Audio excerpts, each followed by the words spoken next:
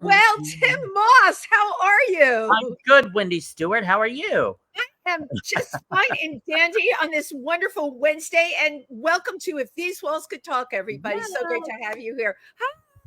Tim, we're kind of coordinated. Our heads are the same size today. You know, Yeah, when you're in one location and I'm in another, sometimes our heads are different sizes. right. You notice that? I just thought I would notice that.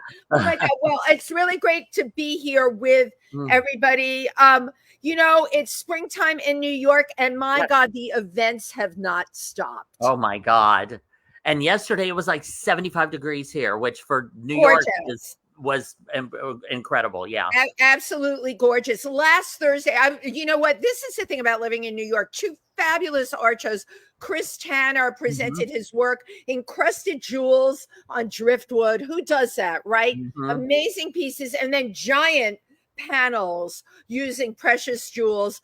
You can't go to a Chris Tanner show and not feel amazing because everything that glitters is gold and sparkly. And it's just what the guy does with light is hmm just amazing. And then my friend Ronaldo from the Explorers Club had just a totally different show, which was about still life and nature and using a water technique with pastels. Tim, just when you think you know everything about art, you go to these artist shows and it's like, how I'm not geared towards this. How did they think of these things? Right. And they take it up a notch every time. And then they take it up a notch. Well, Absolutely. that's true with everything, with fashion designers, with Yeah. everybody. Yeah, they're They just constantly keep turning it evolving, out. Now, growing. I have to tell everybody a little secret. Mhm. Tim Moss rode the ball. I did.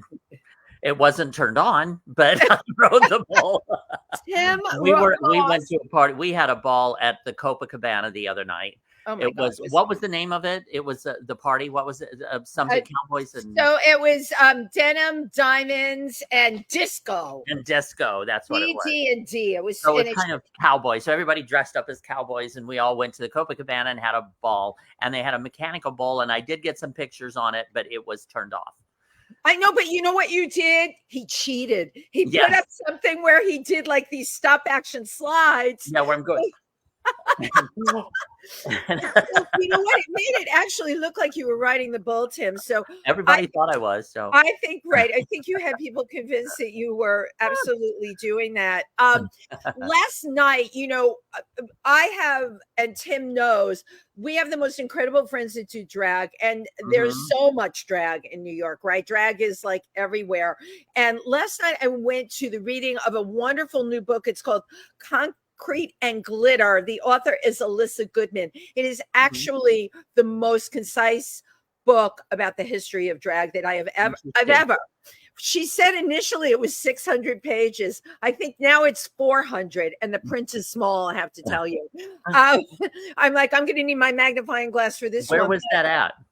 This was at the LGBTQ Oh, Center. at the They have center. Uh-huh. a once a month Tuesday night literary reading Uh-huh. every once a month. So yeah, you want to just check out their schedule. But this was just terrific. I think, Tim, what blew me away the most, she is a couple of years older than my daughter.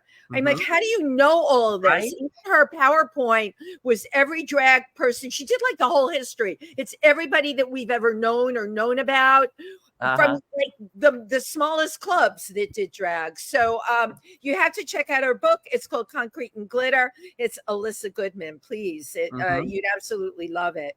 Oh, and Mm. don't forget, at Pangea this Sunday night, Saturday night, no, Thursday night, Mindy?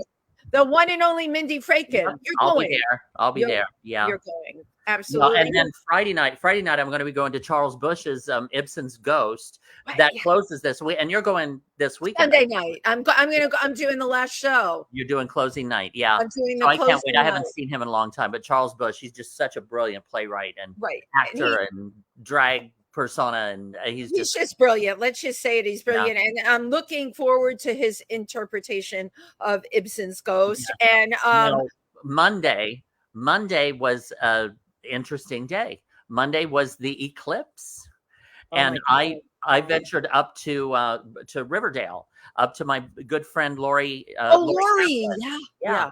And so we spent the afternoon, and we just went outside and grabbed our glasses and just sat outside and sipped on some tea and watched the moon take over the sun. It was, It was, people. Did you have an emotional reaction? People were yeah, like crying. yeah. you know. It was just one of those. It was just a very special moment. Yeah, it was very cool.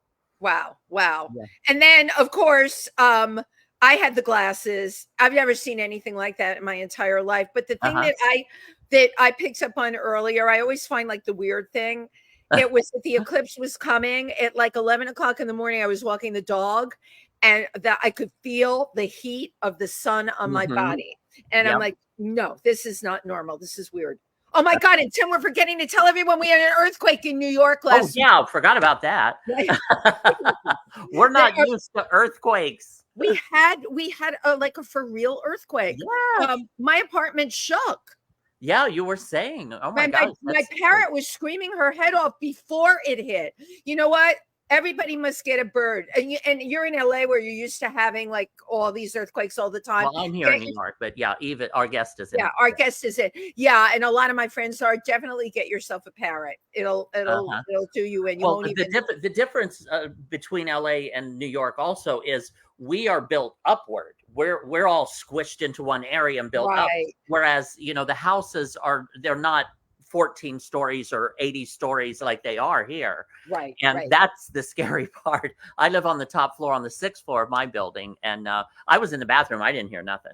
But my roommate said it sounded like a subway was going by or something underneath the building. Well, which you're used to anyway. But I have to tell you, I find it ironic that you and two other people we know were on the toilet at the same time. What was that about?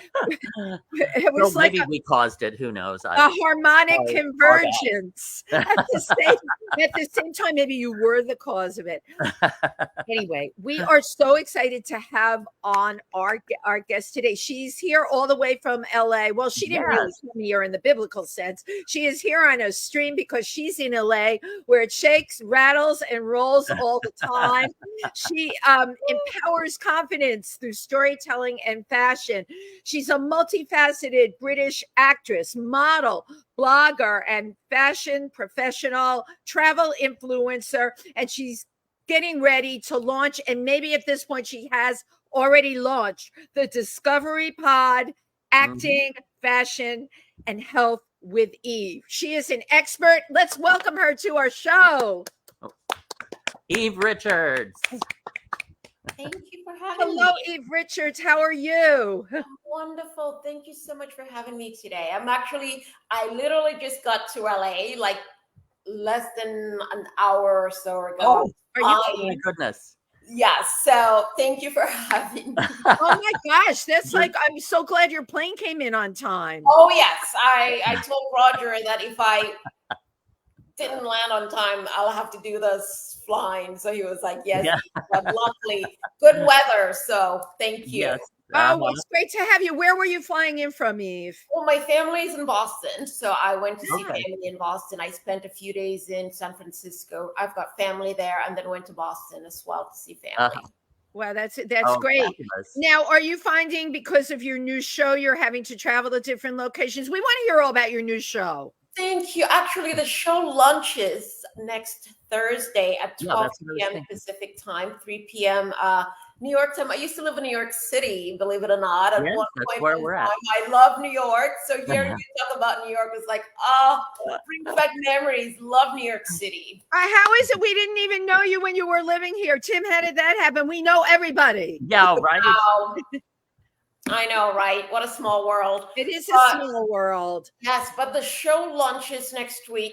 Roger Neal, who's my PR manager, is also executive producing the show. Oh, fabulous. I'm very grateful to him. So the show basically is, I'm an actress and wanted to get into podcasting. Last year, I lost my dad unexpectedly. Thank you so much. But he was very inspirational to me. And because of what he did for me, to my family, he was inspirational to lots. I really wanted to use my voice to talk about some things that I'm very passionate about. And here comes the Discovery Pod. It's all about bringing various actors and thought leaders in business and fashion. Oh, that's wonderful. Conversations with them, right, to understand some of their challenges, how they succeeded in acting. Acting, as you know, is very challenging. So it's fun. I am very proud of what we've done so far and looking forward to launching next week. Oh, this is now, Eve, have you taped your interviews already, or they're going to be live? How are you? No, they're not live, so they're episodic. So we've had 12 episodes. So we've taped 9, or 9. We're taping the 10th tomorrow, every Thursday. And then the last episode tapes at the end of the month. Oh, nice. Yeah, that's exciting. So what kinds of guests can we expect to see? The first one, actually, the very first episode next week is me, all about Eve. All about Eve. It wasn't supposed to be about me, I gotta say. So I've been in an acting, I take an acting class with a studio called ZA Studio. I wanted one of my teachers, Peter Alice, who's been a veteran actor for God knows how long. He's been in everything, Seinfeld, The Sopranos. He was actually supposed to be the guest. And he was flying from San Francisco to LA. Unfortunately, it was bad weather, so he could not land. And so his flight was rerouted from Burbank to Vegas. He was able to do 10 minutes of the first. So the first 10 minutes is Peter. And Roger was like, Eve, you know what? Let's use the next, 30 minutes and get to know all about Eve. So there we go. Let's hear about my upbringing, my family, and all of that good stuff. Well, we want to know all about Eve here today too. Absolutely. So, where are you from originally? Yeah. So it's a very good question, because Roger was asking that question as well. I'm a hodgepodge of the world, right? Well, I thought weren't you London, England? Aren't you originally? I was born in London. Yeah. My father is African, but my dad went to Boston at age 18. He went to Harvard. He had a scholarship. Because my dad got to Boston, all of his family members, like one after the other, moved to Boston. So Boston technically is my adopted home. That's right. London is my second home as well, and then Africa as well. So where in Africa? Where in Africa is your dad from? In Cameroon, which is in West Africa. Okay, you better be sitting down. I'm doing an event tomorrow night where I raise money for Cameroon because I went there and shot a film on gorilla and chimpanzee rescue in Cameroon. I was in Yaoundé, and then I was 10 hours out of Yaoundé at Sanaga Young. But the one thing about Cameroon, I never met anybody here that went there. And when I was going there, they said to me, Wendy, it doesn't have any tourist infrastructure. You're right. I didn't know what that meant until I was greeted at the airport by the most gorgeous soldier. And he had my name on a sign upside down. Wow. And he had a huge AR-15 or whatever it was. And he said, my name is Kennedy. My English not so good. Welcome to Cameroon. I looked at this man and I'm like, you don't even need to talk. Just let me look at you.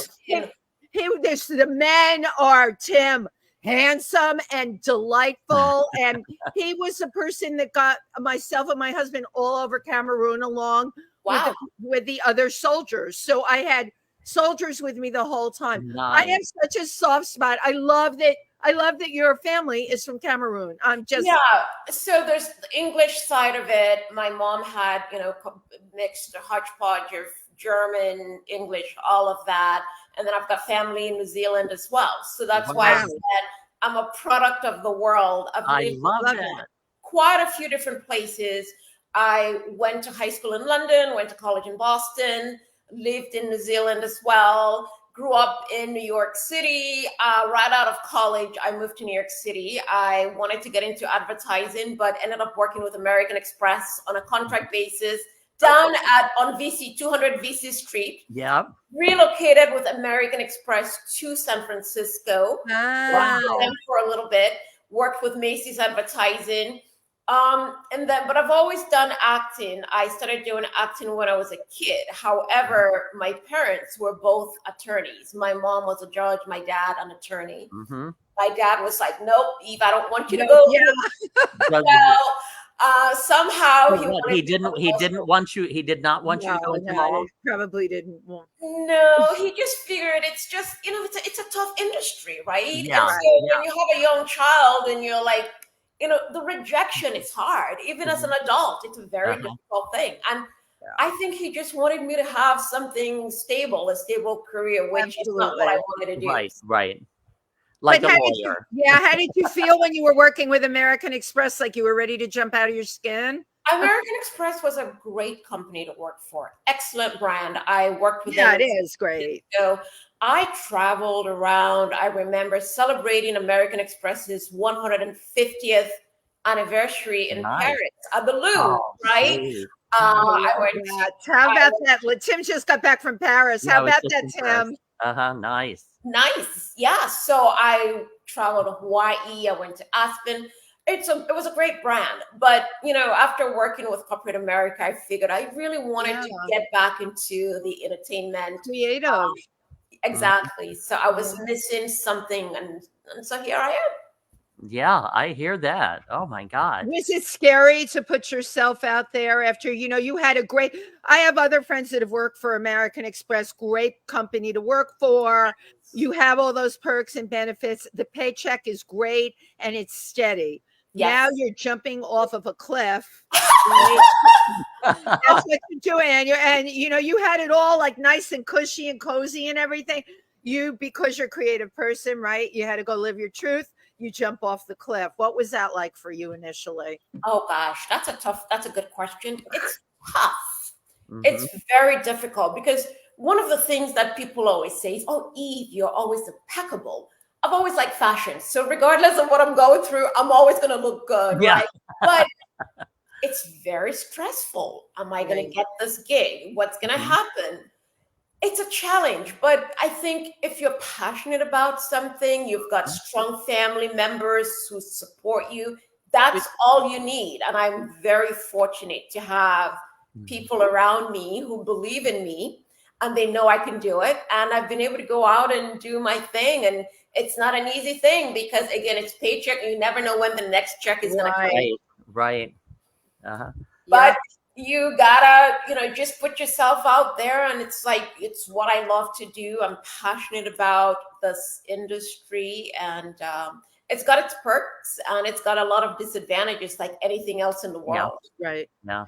Do you find that creating your own podcast has given you at least more control over what you're doing in the industry? Yes, totally. I mean, I have a few things that I'm working on. It's funny because right after this, I have an audition that I have to go do. Thank you. And it's for a huge project. So not good. But and I also have another project that I'm working on, which films in Sweden in the next few months. So I have rehearsals tonight. So my day started at 3 a.m. and it ends at 11 p.m. tonight. Right? But again, it's all about pushing. But with a podcast, though, it's nice to be able to have that control, right? Because I've been very fortunate to partner with Roger, and I have two co-hosts who've joined me season 1, and it's been amazing because we've had such a wonderful guests. And, learning from the guests as well, that motivation to hear how people struggle. Like one of the guests we had was Teo Panglias. I don't know if you know. No, but we'll ask. Tell us a little bit about this person. So Teo is an actor on Days of Our Lives. He's been on Days for 40 plus years. Wow. He relocated from Australia when he was, 18, 19, 20. He moved to New York City with $180. His parents relocated from Greece to Australia. They didn't speak English. That's tough. Teo moved to New York without that support. But what I really liked about his story, he became something. to be on a daytime soap for 40 years is incredible. But then he also did like Mission Impossible. Fun. In the 80s, the series in the 80s. Oh, that was one of my favorite shows, Eve. Yes. The problem with it, I could never figure it. You know how they'd start with a story? Yeah. I'd be lost in the sauce like 5 minutes later. I never knew where it was. I needed Cliff Notes or something to get through Mission Impossible. But that's so cool that he was on that show. He was on it. He's acted with like Omar Sharif. Elizabeth Taylor is someone that he acted with. Right. So to be able to hear stories of like someone who came from Australia, and he's now, God knows, he has a podcast. He's still on Days of Our Lives. He's still on Days, which is great. What an incredible story. But what I like is the journey and the lessons learned that I think anyone can learn from how he was able to model his life. We have another guest, Rachel Killian, who's going to be on the show tomorrow. We're taping with her tomorrow. She moved from Paris, from France, right? She was a ballerina as well. She was a model. She moved to New York, to LA. She's been in quite a few things. She was in a movie with Danny Glover, Monique, the Academy Award actress. So it's incredible to hear the stories, right? We had another actor, Sean Kanan. Sean was on General Hospital playing AJ Quartermain. Yeah. He was Mike Burns on The Karate Kid, Cobra Kai. So he is such a motivational speaker that it was like, wow, amazing. But I'm listening to who you're having on, and Tim, that's the difference between New York and LA. You can really have an extremely lucrative television career in LA. Not theater like here, but you have such opportunities. Yeah, television and film is in. You listen to who she's having on the show and everything, and they work all the time, and it's really great. And what's interesting about the soap operas, even Tim, there was a while when the soap operas were getting taken off the air, and I remember that. I used to do under fives on like One Life to Live, and the ones that were in New York. It wasn't. It was just like a job, but then the soap operas started shrinking up. Yes, and they were going out of favor, and Soap Opera Digest was shrinking down, and everyone I knew was making their living off of them. So it was very traumatic for the actors when that happened. But there seems to be, from what I can see and from what you're saying, a resurgence, right? In the soaps, because I think people need them. They're people get caught on them. What was your favorite soap growing up? Oh, all my children. All my kids. Susan Lucci. How could you not love all my children, right? I'm like, gosh. And she's incredible. She was incredible. The fact that she was on it, and she was just, I loved everything about her. The way she carried herself, her brand, and her story, losing her spouse, just the journey. I mean, she was incredible. Yeah, I bet you'd like to have Susan Lucci on if you could get her. That would, how great would that be? If we could get her, that would be amazing. I have to tell Roger for season 2. There you go. Yeah, I interviewed her once. Yeah, wow. She's a sweetie. Oh, Tim, tell us, what was that like? Well, on the red carpet one time. It was at Marvin Hamlish's memorial. Wow. Down at Juilliard. Yeah. She popped in. I just chatted with her for a couple minutes. She's a sweetheart. She really is. She's nothing beautiful, like her persona. Yes, incredible. So you used to model, right, Wendy? So not used to. Give me a quick Google. I'm everywhere. Oh my God! I got that from my friend Den Vetta. I was like, everyone tells me you used to do this, you used to do that. I only knew him as a makeup artist, and he says, "Honey, I do a lot of things. Google me." So I love that. I go around, right? You can use it, but give Den Vetta the credit. So when people ask me, I'm like, yes, I modeling, acting, and I never stopped working. I came to New York at 21. Have never had a regular job. I have only ever been in this industry, which for the most part has been great, until the pandemic hit. Yes. And then I lost everything and had to reinvent myself. And you know what? It happens. That's the way the cookie crumbles. But as actors, all three of us, you know what? We're constantly having to put ourselves out there, having to reinvent ourselves. You're only as good as the last job that you have. And there is insecurity. What I've noticed about a lot of actors of a certain age nowadays, I will say over 50, they all do have, in my day, you didn't have a survival job. You would have been embarrassed to tell someone that you had to serve. You just were going to go out there and earn your money from this industry. Now, when I give advice to people, I think that's really stupid to earn just your money from this industry, because even the people on the soaps have investments in bars. They have, even if it's a passive income, they have other things, right, to make their money work. You know, as an actor going out there on auditions, and I've met people that have left their day job that think they're going to go out there, and it doesn't matter how talented they are or their look or whatever. It's just, it's such a pot of so many people. Oh yes. It makes it really hard. But again, why do we do it? Because we love it, you know? Yeah. That's what it's about at the end of the day. Now, I'm curious, Eve, how much of your background has got to do with you launching this show, the Discovery Pod? What makes you want to discover? What makes you want to bring on guests and discover things about them? You know, when my dad passed away last year, I didn't even know he was dying. I didn't get to see him. Oh, I'm so sorry. Thank you. He found out he had pancreatic. They didn't even tell him. Goodness. Steve, I just lost my cousin with pancreatic, and my husband died of lung cancer 3 weeks ago. Oh no, I'm so sorry. Well, him we knew about, but my cousin, my beautiful, healthy, organic eating cousin, 4 months, and that's a very aggressive cancer. It is, and I'm so sorry that this happened to you. So it was last summer. They told, my dad went to the doctors. They thought, well, maybe it's pancreatic related. Went to the hospital. He died. Oh my God. Oh. Tim, it's so crazy. By the time you start getting like the aches and pains, it's too the late. thing has moved so aggressively. Exactly. And yet, you know, there are treatments, and this I know about. My cousin was not able to get, she made it through one protocol. She never, but there are people I know from my husband's cancer group with pancreatic that are alive 3 years. Wow. I do think it's got to do with where it is. Exactly. I also think with my father, my parents were divorced, but still very supportive. Of course. My, dad was in Boston, but there was a woman who came into my dad's life. This woman did not like my father. She was only in it for money.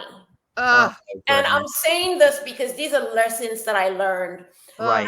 Because I knew she did not like my father. My dad's sisters and brothers knew this, that all she wanted was my father's money. Unfortunately for my father, when you opposed him, like, she's not good enough, he got angry and he wanted to eliminate you from his life. He was like, he didn't want to hear it. Right. Just before he died, he was in the hospital. This woman refused to see my father in the hospital. My dad was sick. She refused to see my dad. And the one thing my dad felt, he was so saddened by this. A woman he had helped, buy her a condo, all of that. Just when he needed this woman, he refused to see my father. My dad was in his hospital bed. I was here in California trying to go see him. My dad had his brains. He was in his 70s. That's young, Eve. My God. My dad was able to read, but the situation with the woman got my dad so angry. It was almost like for so many years, his sisters had told him, she's not good for you. And so by him passing, I wanted to use my voice. Absolutely. When I looked at my father's life and I realized that for so many years, He was a loner. All he wanted to do was go to courts, his clients, be the best attorney, and then read. Right. And I found out my dad was so lonely, but he never wanted us to know. He didn't want you to know. Wow. And I went through different emotions. Of course. Pleading for my father that he knew he was lonely, but did not want us to know. And he became difficult, but he wasn't difficult because he wanted us to. He was difficult because he was afraid. It was defense because he didn't want you guys to find out. How many kids in your family? How many are there? Just one. There, okay. My brother. But extended. Younger brother. Yeah. So I got to realize here was a guy who was so smart. Right. But this is the type of life he lived. And my dad pretended, and it was almost like he knew how to compartmentalize. And let everybody think that life was great. He had a very good life, but he was a very, very lonely man. Right. And after he died, I vowed to myself, Eve, in his honor, I want to use my voice to discover, to motivate, to inspire others. Because my father inspired me. His journey towards his end was just sad. And that's how I decided to get into podcasting. Wow. Well, you never know what someone else is going through, what they're experiencing with people around them. That's very sad. I'm sorry to hear that. Right. But as his daughter, he knew you loved him. Oh yeah. That he knew. He knew that you, and sometimes that's all you can get, and you did that. In spite of everything, you loved your father, and that's the closure. And now you're going to take the legacy and move it on by having your show and the people that you interview on there and the stories that you tell about their lives. You know what? Because we've all got these stories, and it's important. Tim and I agree with you. We have to get these stories out there. Absolutely. We're living too much in a Kardashian world. That's what people want to see. They want to see all. They only want to see that because that's what's shoved down their throat. When we talk about the networks and the kinds of things they have on there, that's what they shove down people's throat, right? It's like everything is life through a filter. Yeah. Everything is life through an Instagram filter. That is such BS, right? But we like to try to get down and talk about real issues and what life is really about and what people are experiencing. And I'll tell you, like one of the actors who came on the show, he's very successful. He's been working since he was 21. Wow. This is Sean Kinnan, who was on General Hospital for God knows how long. He's reprising his role on Cobra Kai, on Netflix. He was good. He was, I think, part of the series, season 5, and then season 6. He was on The Karate Kid, right? But here's an actor who's always worked. He actually has a show on Amazon called Studio City, and he won an Emmy for executive producing and writing with his wife. But what he talked about on the show was somehow, because of fame, at a young age, he started drinking. So it's one of the things that people don't talk about. But he was so candid, right? And so you learn from people like that. And by him being so candid and forthcoming, I'm hoping someone else who is struggling would learn from this, right? Absolutely. Yeah, because again, what people sharing lives and their experiences, other people that are watching can relate to it. And it can help them, give them something to think about, possibly change. My cabaret show, I have a cabaret show. Wonderful. That I'm very proud of. I have to come see it when I'm in New York. But I reveal in that, which most people have no idea, I had developed a 20-year drug and alcohol addiction that by all accounts should have killed me. Wow. It should have killed you. And I take the audience down into it and down to the point of death. And then back up for a big happy ending. Oh my, that's fantastic. I have to come see it. Oh my God. I would love that. That would be wonderful. Congratulations. That's amazing. Thank you. For me, this is what inspires me, right? Mhm. When you hear stories like yours, like from how were you able to do it? Like seriously, like I'm learning from things like this. Like, how do you overcome? Well, believe me, I cannot take the credit for that. It was doctors and counselors and therapists. And it worked, Tim. Yeah, but I had to do the work. I had to put the work in, but they're the ones that told me how to do it. It was one of the most, the loneliest, confusing, sad, scary, times of my life. I had no idea what I was doing, where I was going, why I was doing it, what I needed to do, or anything. I was relying completely on their experience. But the thing about both Tim and I, we pay it forward. Our amount of volunteering and so many organizations, people's lives. I mean, Tim, I can't even begin to list the amount that Tim does, and I follow in suit, because for me it is about serving and giving back, because I'm a girl from the Bronx. I think it's amazing that I'm here living this incredible life with wonderful people. I'm blessed with a beautiful daughter, and at the end of the day, I'm so grateful. I want to turn around and pay it forward to other people. We had another guest on here that Roger represents, the gentleman that's feeding the food. Tom. Bags and Grace, right? Oh my God, yes. Incredible. It was really absolutely incredible. I mean, his own house burns down, but yet he's out there feeding. I mean, why can't there be more people like this? Because at the end of the day, that's what it's about, right? Paying it for, like, his story about his house. Yeah. And this was during the pandemic. I know. I wasn't ready for this. It's like, right. And then he started the organization Bags and Grace. I literally just fell in love with him when I went down and volunteered at his organization. I just thought, what a beautiful thing that he's doing. And I mean, it's incredible. And when I used to live in San Francisco, I volunteered for an organization called Dress for Success. I don't know if you've heard of Dress of course. Yes. You'd be perfect. Yes, I volunteered there as a stylist. And I have to tell you, I felt so empowered. Just having the ability to have these women from different backgrounds come in, and I was able to help style these women, get them ready for interviews.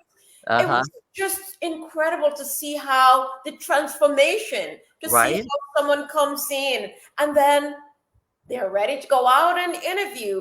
And again, as you said, you've got to pay it forward. I'm blessed. I've got wonderful people in my life, wonderful family, my father, my mother, my brother, my aunts, my family in Boston, in the Bay Area. So I want to be able to pay it forward in whatever capacity, because I feel like it enriches my life and it makes me a better person. Absolutely. Absolutely. Now, acting. So now you went to high school in London? I did. And then is that where you got the acting bug when you first? Believe it or not, I think because my parents were both attorneys, and there is an age gap between myself and my younger brother. So at home, my father specifically, because he was so strict, always wanted me to read, and always about law. And that's just him, right? Because I never knew this, but he was such a smart guy. And my aunt kept telling me he was so gifted. He was so smart. That's what he wanted for me. And so I was shy. So acting was, for me, that outlet, because I didn't have a lot of friends growing up. And so it just helped me. I mean, my parents were very loving, but it put me in a different space where I could escape, where I used to feel like my dad was so hard on me. You got to have A's. You got to do this, history. And so it just made me just escape into that different world where everything was perfect. And that's how I looked into acting, like this world where I could pretend to be someone else for a minute, an hour, or whatever it takes, right? And I literally just fell in love with it. And then about 10 years ago, I got back into acting. Started taking some acting classes with a coach in San Francisco who was extremely inspirational, Sherry Carlson. And I got to give her more credit as well because she was incredible. And just started taking on different roles. You know how it is. You start small, need a lot of background, and then elevated from background to subsequently booking more things. But now where I am, I really just like telling stories that would empower others. Like what I'm reading for, hopefully if I get it, it's a story that is, it's about empowerment, right? About that would be perfect for you. Absolutely. Yes. And so I like those type of roles, being a therapist, being an attorney, maybe because my parents were lawyers or something related to fashion because I love fashion. Right. Well, I think if you come back to New York, you have to audition for Law and Order. I will love to do that. I know has been on that show, but like with your background, you're with your parents and the law and your passion and when you look at everything perfect for Law and Order. Cast this girl, right? Absolutely. I got accepted into law school as well, but I actually ended up not going. So it's kind of funny. My mother died in her 50s. So wait, let's backtrack a little because these are very heavy duty life things. Those are huge adjustments in life that I've gone through quite a roller coaster, I must say. You're a young woman and you lose your mother. When I was growing, that was always the worst thing to me. I loved my father, but for a girl to lose her mother, you lost your mother when she was in her 50s. My God. Wow. It took about 5 years for me to get over my mother. I'm serious. It was the most difficult because she had just visited. I was living in San Francisco and we all went to Boston. Because I decided to fly back when she was going, and then she left Boston and moved. She was going to London to attend the conference.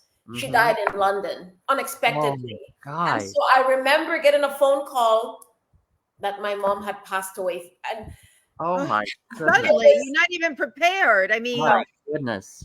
5 years, it was the most difficult thing. I think that's the reason why where I am in my life right now, I'm able to enjoy the journey, right? Enjoy this process, enjoy acting, not taking it seriously because there's a lot of stress. Again, people ask, but what do you do when you don't get it? What can you do? You move on. Keep living. You keep living, right? Life goes on. And I tell people they said, "Oh, you went. How did it go?" I'm like, I don't know. I did my best, and I've moved on to the next thing. Here's what I've learned: you get what you get, and what you don't get, just move on. Just move on. We have no control over what happens. Sometimes it's yours, and sometimes it's not. It's not because you're not good enough, right? It's because they have a very specific person in mind. But I just want to kind of touch on something here, that you lost both of your parents unexpectedly. How traumatic. It's traumatic. Because like if it was an ongoing illness or something for year after year, you can kind of mentally prepare yourself for it, but I just cannot imagine. I'm sitting here today and I'm very grateful to God. I'm grateful to the universe because really last August, after losing my father, I live in Beverly Hills, but I live alone. It was the most difficult thing. I'm very fortunate that I have this wonderful people in my life. Good. This guy, we call that the support system. Yes, he comes. The chosen family. The area, Edward came. I have some friends. I have family. My brother, my family in Boston, Susan. They all came to visit. But it's not been easy because my house became like my own worst enemy. I was afraid of being alone because I did not want to think about my father. I was afraid I was going to see him. Your mind goes through different places. And all of a sudden coming to my own place, I was like, oh my God, I can't be in my place. It happened. And even now that I just came back today, I'm like, oh my God, I'm home alone. It's like that feeling like I'm home. Like, I'm going to share this with you. I lost my husband 3 weeks ago. Okay. And I my was God. out working 2 days later. Wow. If I had a job the following day, I would have done it. Okay. But Wow. me I am so grieving. sorry. Thank you. But he had cancer. He didn't die from cancer. They didn't tell you from the wonderful cancer treatments to keep you alive. He got pneumonia. And he lingered for 5 weeks in the hospital, which were the worst 5 weeks of my life. Wow. And because I had to be there at 3 hours a day, every day, to make sure they were doing the right thing, right? So, but having gone through this, right, this is trauma. Yes. He passed, and they were calling me, like, the social workers, and they're like, well, what do you need? I'm like, all I wanted was a support group where I could go, like, live, right? And right, Eve, where we can, like, if like you and I knew each other, we would hug each other. Yes, of course. All they had available was like online Zoom meetings, and they're still calling me about. I'm not going. I don't need to do a Zoom meeting online. Yeah. Like you and like Tim, my chosen family is my support group. The outpouring has been incredible. The amount of amazing people that have taken me to lunch, to dinner, the phone calls that stay on as long as possible. Wow. I have worked through my grief. I am working through my grief, because you know what? Who we are as people, we have to keep going no matter what. The aloneness thing in my New York apartment, which is sizable, that was the toughest thing. That first week and a half, Eve, I didn't want to be in that house. I have a dog, a little dog at least, and I would sit on the couch. I am so sorry.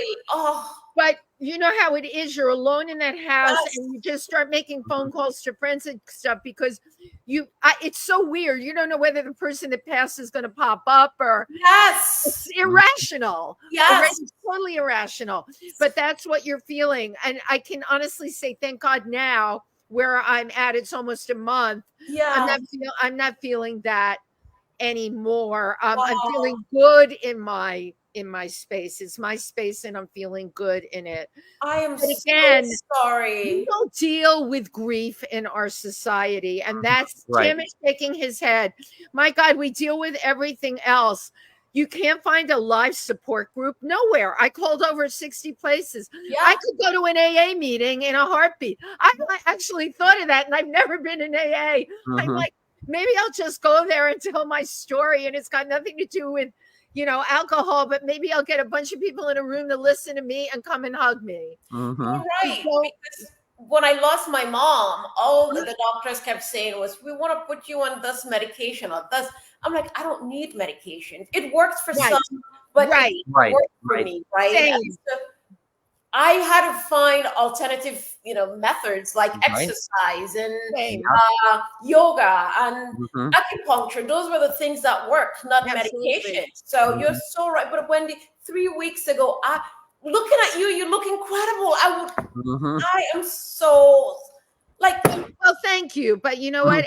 Ellen would have wanted me to continue onward like this. And again, and another thing I've talked about with people, like Tim lost his dad. Like Tim said, it was also expected, right? Because he was 95. Yeah. So there is a huge difference between, and they don't talk about that either. Expected passing or sudden passing. I mean, to me, you as a young woman losing her mother, like just like that, it would take me 5 years to recover. It was life-changing because absolutely. I think for me, when she died, I remember saying, I don't think I want to have kids because I can't do this without my mom, because my mom was my best friend. And it was almost like I woke up the next day and I became an adult because she was gone.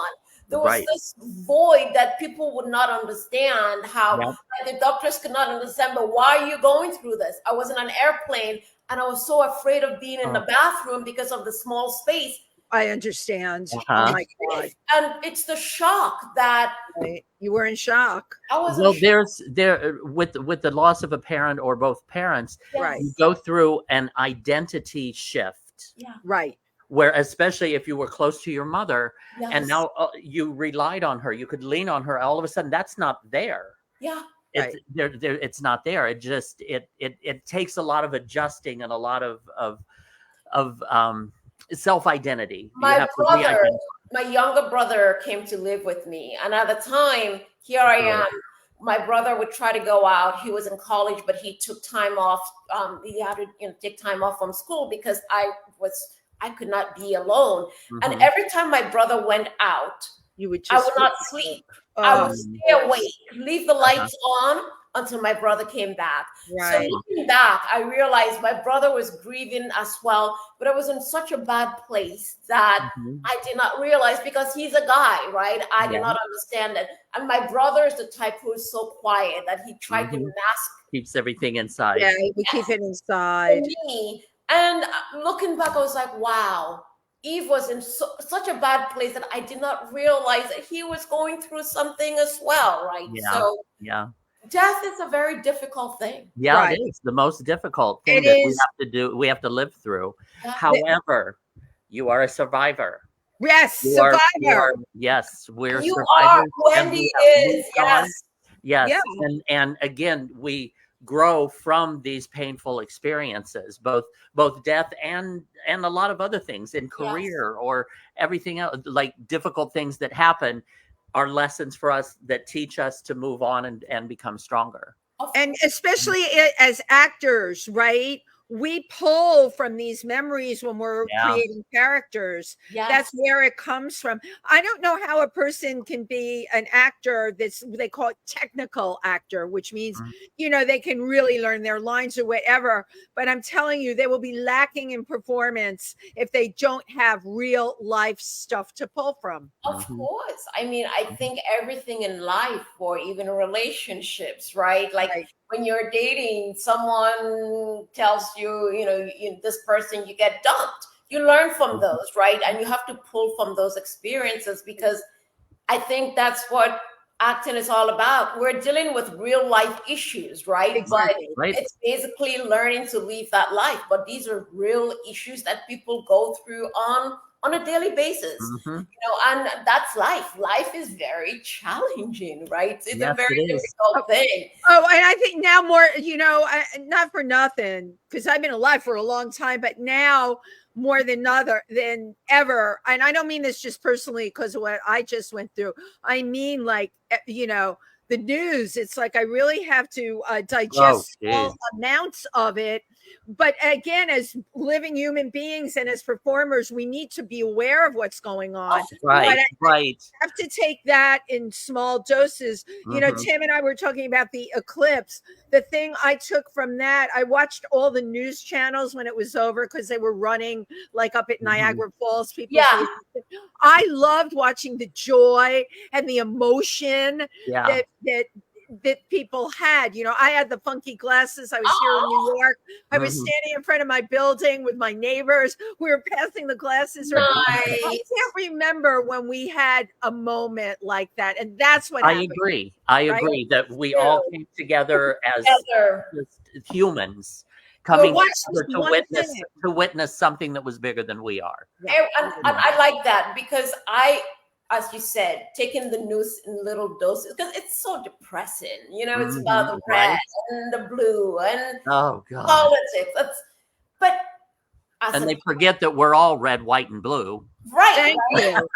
We have to be aware of what's happening in the world, because you cannot live in a bubble, right? Because this is the reality. But again, when we can come together as one, like what happened with the eclipse, it was beautiful to see. It was, although there was a story about a woman who died in New York. I don't know if you guys heard about this. A doctor who was in a van with her family, and somehow it was upstate New York. I was reading about it yesterday, and she died, and very, very sad. Because of the amount of, there was an emergency situation upstate because of the amount of cars that came up there. This was about a mini van, or one of those cars that she was not supposed to be in it, but somehow she was in it, and the wind, and she got pulled, and she just disappeared from her. Oh my goodness. Very sad. And so it just makes you appreciate life. That life very much is, and that's what I do every single day. I'm grateful to the universe. I'm grateful being back in LA. I'm just grateful when I wake up every day to have an opportunity to speak with you, because that's what life's all about. Life is precious. Absolutely. Yes, it is. That's my mantra. Every day I wake up, I'm grateful to God. I'm grateful to the universe. Same. I'm grateful to the people around me, because it could be very different. And I try to motivate myself, look for things that motivate me, keep me zen. And that's what I strive for every single day. And now with your show, The Discovery Pod, you're going to be motivating a lot more people, which I think absolutely. It's perfect. What is the date it's launching on, Eve? If you can tell it launches on Thursday, April 18th. So 8 days from today, 3 p.m. Eastern time, 12 p.m. noon. Episode 1 is about learning about my acting teacher, Peter Alice, talks about his play. And then it delves into my life, my father, my mom, my brother, and all of my extended family members. So it's all about Eve. And then and about Roger, my PR manager as well. He talks about himself, which you gotta watch to find out how he got started. I love that. Hi, Roger, Neil. Yay. I'm sure he's somewhere watching, but I hope he's watching. Hi from us in New York. Hi, We have a couple comments on here. Diana Taylor Live said, "Wow." Lori Towers, the amazing PR person and wonderful friend, Lori, hearing each other's stories and meeting with compassion can heal humanity. And Lori knows that. She's an amazing person. Adam Lynn is on. Hi, Tim Moss. Hi. Hi, Adam. Well, Eve, I mean, this has just been terrific. We're so glad. I'm so glad you're here, that you didn't get stuck on a plane. Yes. Everything happens as it's everything happens as it's supposed to happen. Thank you. Can you tell everybody where they can find out more about you and about the Discovery Pod? Of course. So before we do, I want to thank my co-host this season, Tony Blass, who's also an actor and a marketing professional. I'm actually doing a movie with Tony in Sweden. So Tony Blass is amazing. And so Tony Blass, thank you so much. And then Melissa Smith as well. She's a friend. She's an actress. So thank you both for embarking on this journey of discovery and motivation, inspiration with me. The Discovery Pod, you could watch the Discovery Pod with Eve on the Discovery Pod with Eve's YouTube channel, or you could listen to us on iHeartRadio, Spotify, Google, Amazon, Apple, or wherever podcast is available every Thursday at 12 p.m. Pacific time.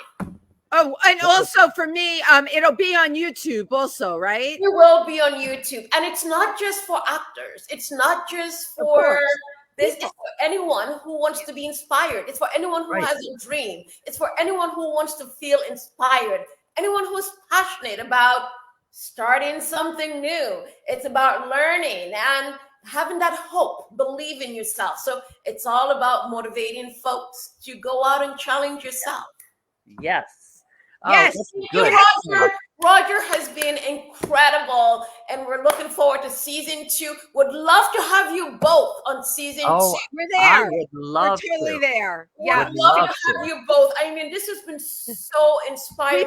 We feel the same. So consider it done. And by the way, Tim and I never run out of things to talk about. Roger, if you're listening, Roger, so we got to make this happen. I'll see Roger tomorrow in the studio. So, Roger, I'm sure you're listening, but I just really enjoyed this so much. Same here. So kind. Your story, Wendy, 3 weeks. I am. Oh my God, I'm so sorry. You know, hopefully from my story, I can, and again, that's why I wanted a support group that I could help other people, right? And I will be able to do that. That's what all of us are about, you know, at the end of the day. Helping each other, yes. Yeah. And Tim, your play, oh my goodness, I got to come see it when I'm in New York. What's the name of it? Absolutely. It's called Tim Moss, Alive, Fun, Fabulous, Blender. Oh my gosh. Oh, you are incredible. Oh my goodness. This is incredible. I really enjoyed my time with you both. Well, we loved having you, Eve. If you do come to New York, you definitely hit us up. Absolutely. Thank you. And Roger is going to make it happen for season 2. Would love to have you both. Fabulous. Absolutely. Fabulous. I would love to that. be in there. Thank you so much for being here so today. Wishing you like just such amazing energy, love with and everything light that you're doing and everyone you touch. And same to you, Tim. Absolutely. We got to go out there and just spread it around. Thank you to our audience who tuned in today.